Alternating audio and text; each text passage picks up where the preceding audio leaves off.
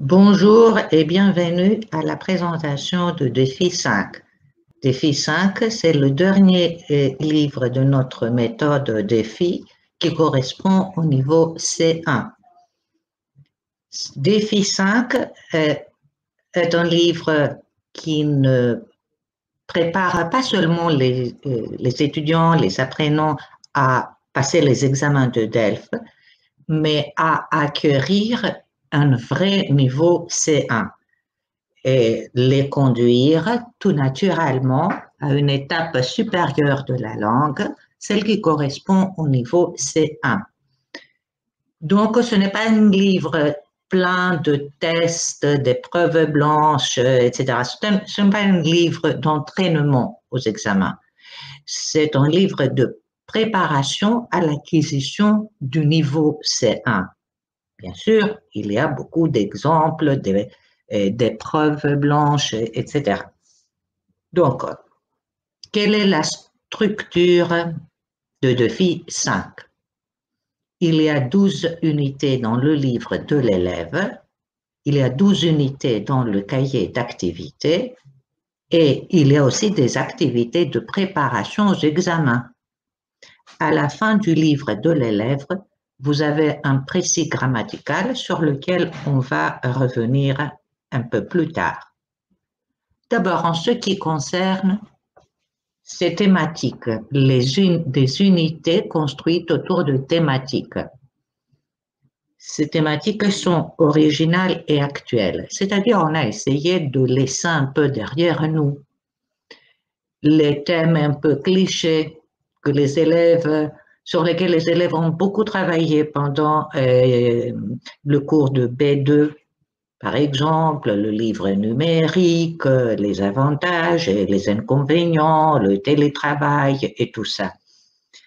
On a essayé d'aborder de nouveaux thèmes, comme par exemple, vous allez voir le thème du pardon. Je vous rappelle qu'autrefois, au moment des examens, on avait proposé comme sujet de production écrite la fonction du rire dans la société. Donc, pourquoi pas la fonction du pardon aussi dans la société. Je vous donne comme exemple les unités, les titres des unités thématiques, l'harmonie, la notation. Nous vivons dans une société où on est noté sans arrêt, on est évalué, même sur Internet, même dans notre travail, même pour un restaurant, pour un voyage, pour un hôtel. Nous vivons dans une société qui valorise beaucoup l'évaluation, la notation. Donc, c'est un sujet actuel et original. Pardon.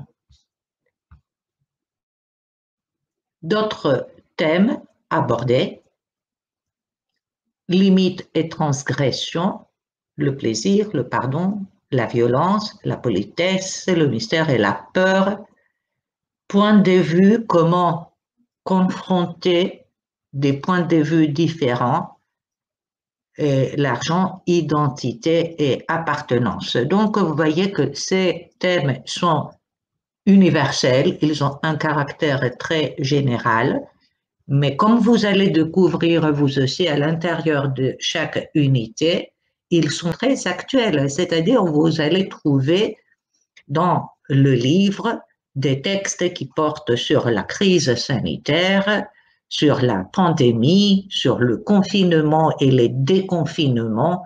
Donc, le livre est bien ancré dans la réalité quotidienne.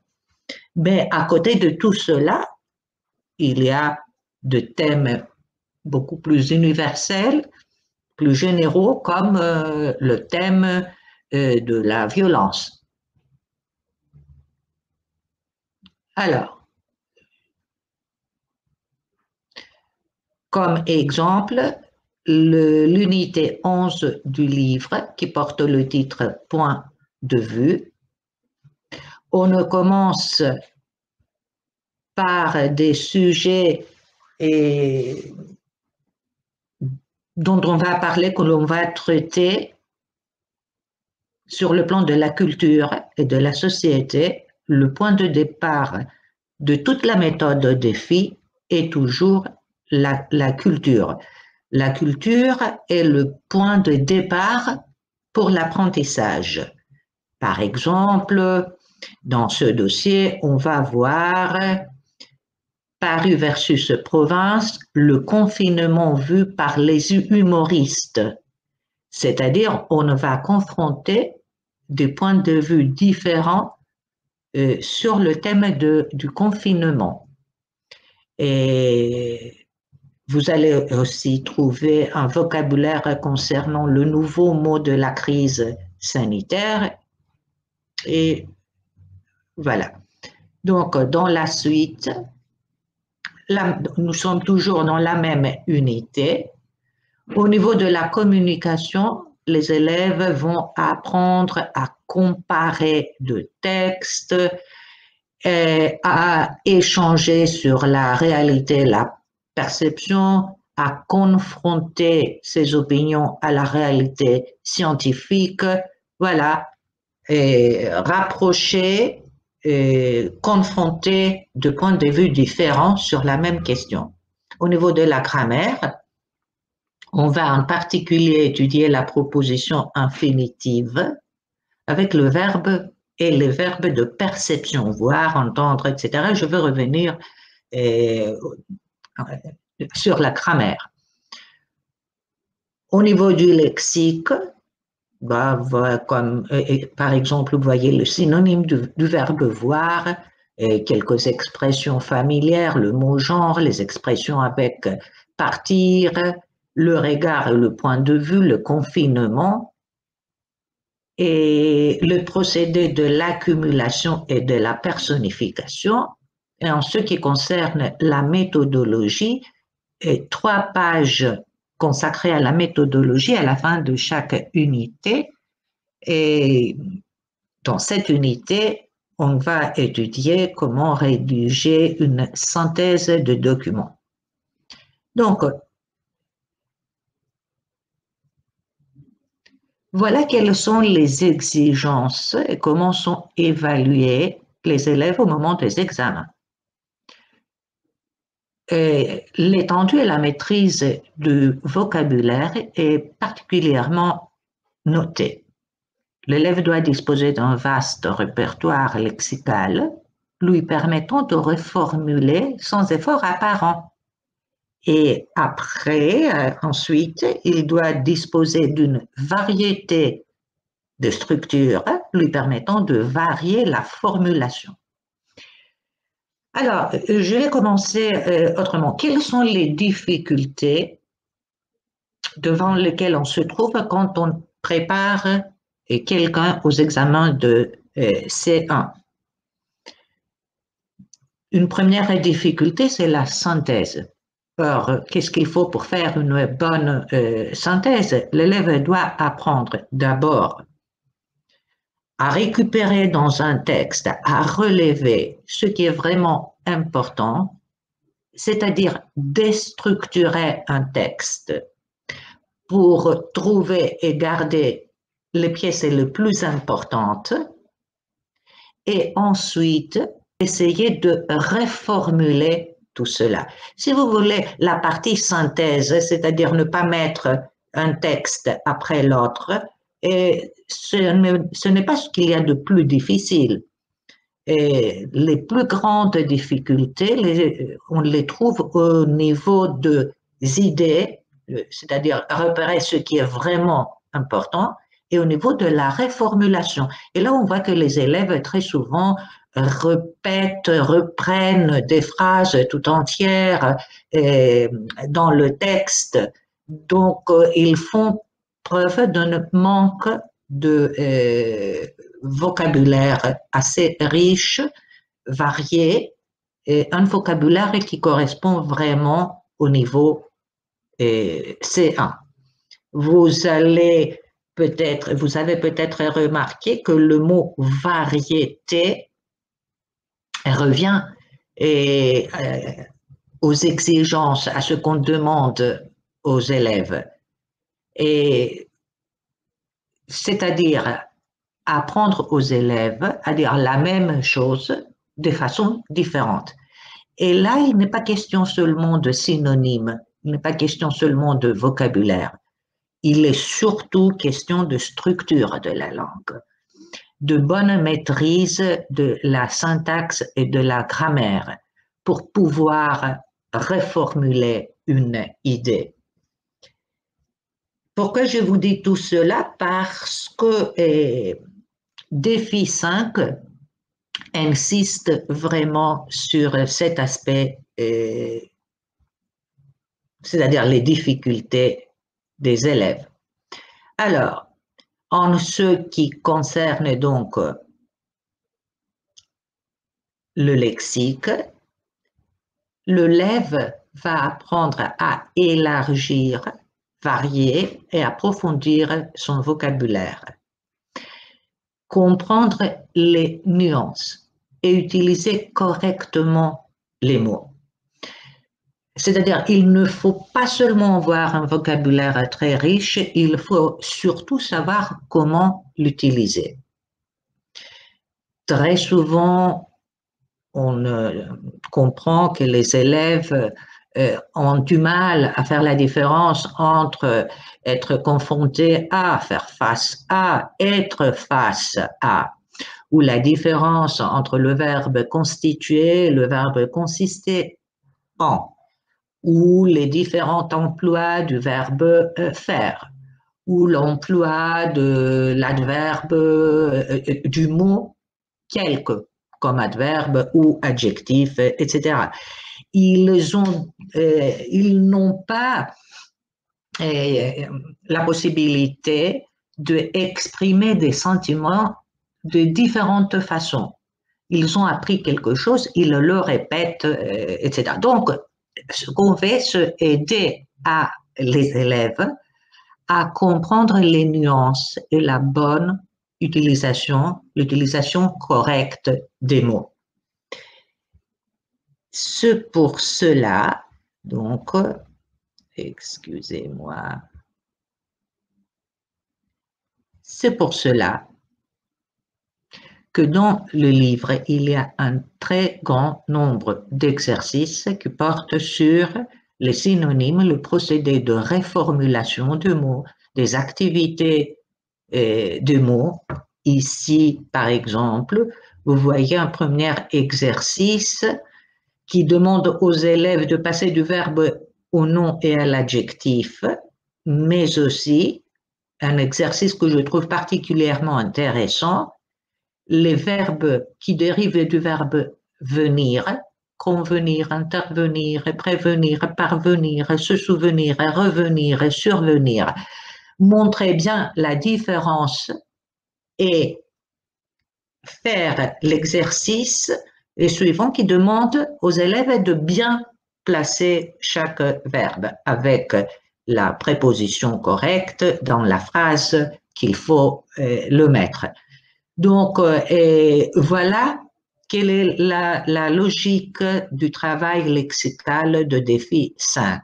Travailler les petites nuances et les grandes nuances, travailler les nuances, les petits détails, l'emploi de mots, les significations différentes des mots. Et ce n'est pas tellement donner des listes de vocabulaire. Pourtant, et selon le thème étudié dans chaque unité, et à partir des documents, l'élève va pouvoir enrichir aussi son vocabulaire sur le plan de nouveaux mots appris.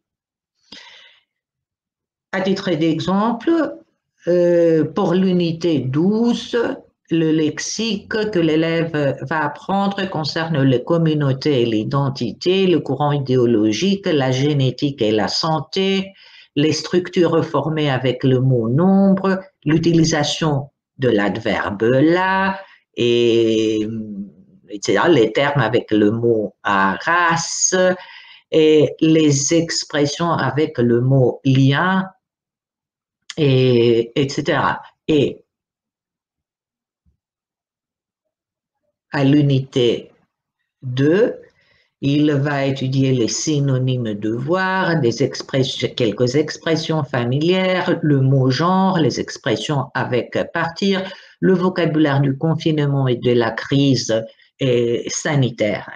Donc, l'élève a toujours la possibilité d'apprendre beaucoup de nouveaux mots, mais surtout mieux préciser l'utilisation des mots qu'il connaît peut-être déjà et approfondir les nuances et les détails. En ce qui concerne la grammaire, l'élève est toujours, la grammaire, pardon, est toujours étudiée en contexte à partir d'un document. À côté, on pose des questions aux élèves, des questions d'abord sur la compréhension du document, mais ensuite des questions qui portent sur la langue telle qu'elle apparaît. Et c'est une vraie de grammaire de C1. Ça veut dire quoi?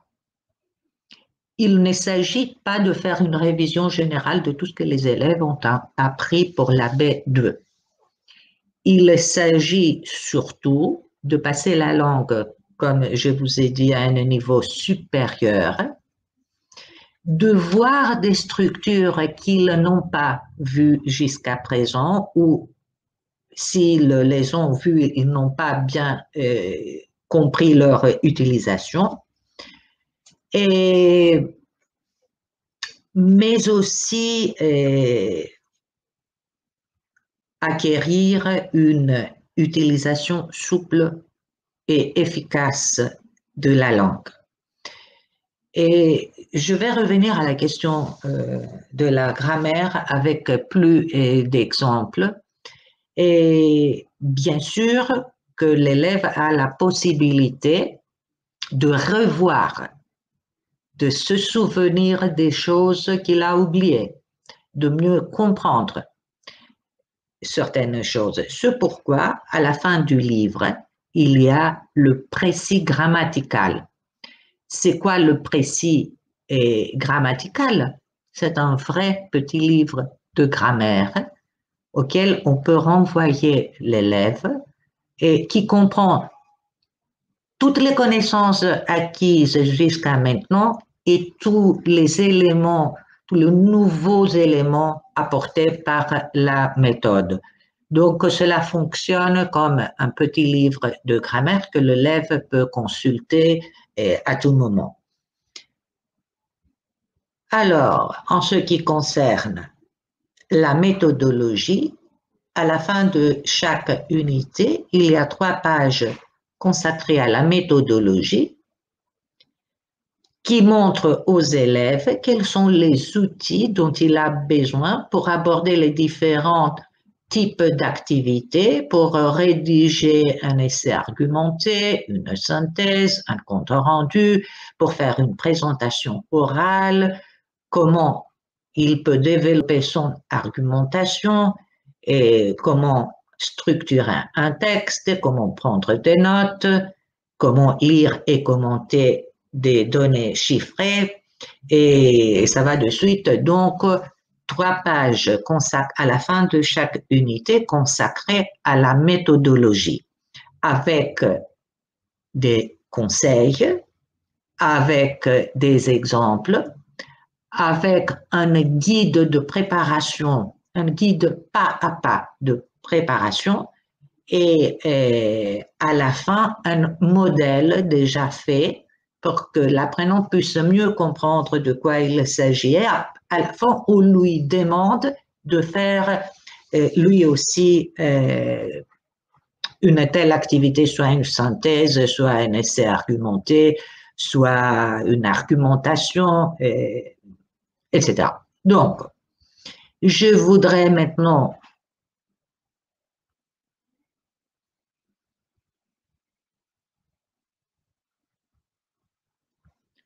on passe à l'espace virtuel qui est la plateforme numérique de la Maison des langues, de la maison d'édition Maison des langues. sur laquelle vous pouvez voir aussi le livre en forme numérique. Et là, je vais l'utiliser pour vous montrer, pour pouvoir mieux vous montrer certaines pages de la méthode, mais en même temps, vous pouvez comprendre le fonctionnement de la plateforme. Donc, j'ai pris l'exemple ou plutôt avant de voir l'exemple, voilà quelle est la structure de chaque unité.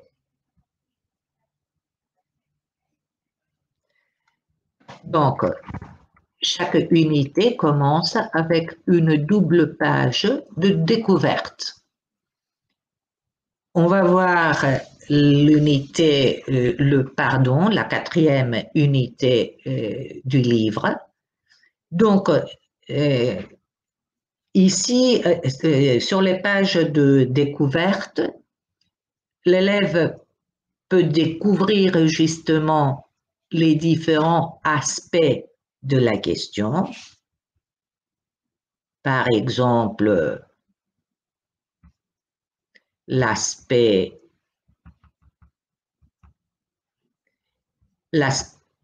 juridique, l'aspect historique, l'aspect religieux et l'aspect social, ce qui lui permet aussi de comprendre que chaque sujet traité a différents aspects. C'est le premier pas vers la conception d'un plan pour présenter un phénomène social. Le premier pas pour développer une argumentation est justement de comprendre que chaque sujet, chaque phénomène social a plusieurs aspects différents. Ces deux pages lui donnent la possibilité d'acquérir un vocabulaire de base qui va lui être utile. Et il y a des questions sur la compréhension de ces documents présentés. Et ici, dans la partie comprendre et agir, il y a les premiers documents audio. Là, je vous dis que le travail sur la compréhension orale dans ce livre se fait à l'aide des documents audio, mais aussi à l'aide de vidéos. Dans chaque unité, il y a plusieurs. Où est-ce qu'il peut trouver ces vidéos? Mais sur espace virtuel. Sur espace virtuel, il peut trouver tout cela. Donc, ensuite, il y a les pages comprendre, construire et produire, construire et créer. Là se trouvent toutes les ressources grammaticales. Vous voyez ici un petit encadré qui porte sur l'utilisation du mot bien en tant qu'adjectif, en tant qu'adverbe, etc. Ou un autre petit encadré sur le consonne et phonique. On demande aux élèves de trouver dans le texte toutes les phrases du style que l'on veut faire ou l'on peut, etc. Donc, comprendre l'existence et la fonction dans la langue française de ces L phoniques, quelque chose qui n'a pas vu jusqu'à présent. Il y a bien sûr d'autres activités orales ou écrites. Là, vous voyez par exemple, il y a une activité orale, un document audio avec 4 questions. il y a les exercices de vocabulaire.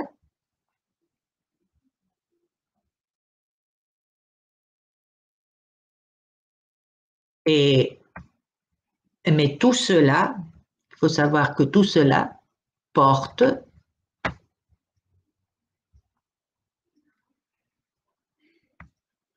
excusez-moi, porte sur un texte. Imposer le pardon est tyrannique.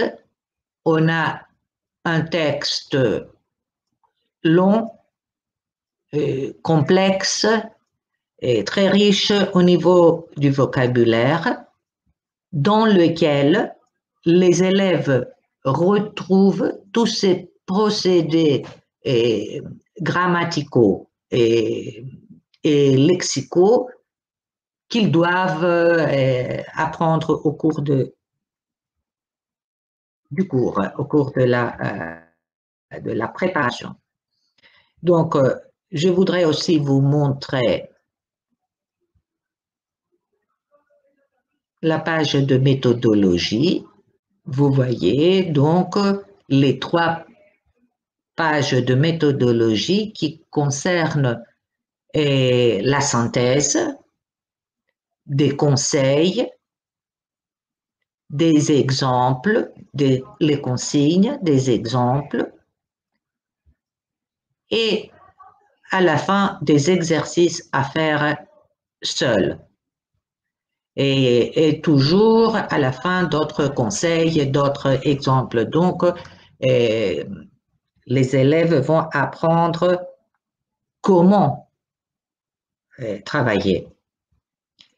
Et je voudrais vous montrer aussi le précis grammatical. C'est 20 pages de grammaire qui se trouve à la fin du livre. C'est un vrai petit livre de grammaire dans lequel l'élève pourra retrouver, reviser, revoir, mieux comprendre des points de grammaire qu'il a déjà appris ou qu'il devrait savoir mais qu'il ne sait pas très bien, comme par exemple le pronom démonstratif, le pronom relatif, mais il va aussi découvrir de nouveaux aspects de la langue, par exemple le rôle de l'infinitif, la fonction de l'infinitif dans la phrase comme sujet d'un verbe, comme complément d'un verbe, etc. Donc, il va voir qu'il y a différentes techniques pour reformuler quelque chose, pour le dire de façon différente. Alors, voilà ce que je voulais vous montrer en ce qui concerne Défi. Un livre qui prépare l'apprenant à l'acquisition du niveau, mais qui prépare en même temps aux examens, avec une thématique très actuelle, originale, et avec un travail approfondi sur la langue, les nuances et la maîtrise de la langue, afin de donner à l'apprenant la possibilité de varier ses idées, l'expression de ses idées, de donner une souplesse, une variation, une richesse à son expression. Et je vous remercie d'avoir suivi cette présentation.